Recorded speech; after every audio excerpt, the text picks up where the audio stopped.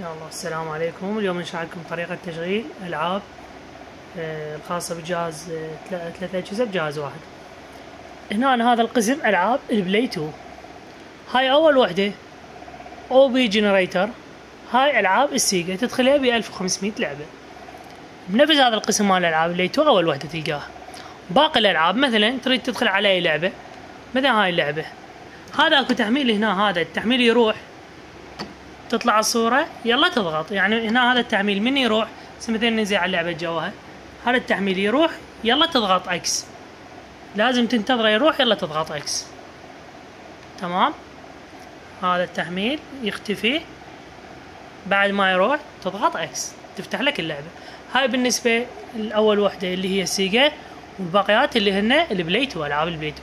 مثلا نريد ننتقل لألعاب البلاي 1، هاي هنا ألعاب البلاي 1 نضغط اليد اتجاه ايسر، هاي صارت هنا العاب البلاي 1.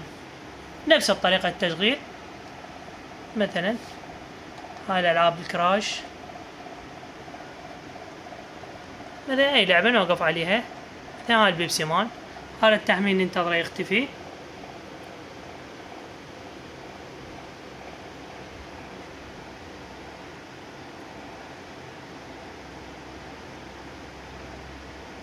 مرات يتأخر، اكو العاب يجن بدون صور فطبيعي، خاصة بألعاب البلاي 1. هاي اختفى، تدخل على اللعبة اكس.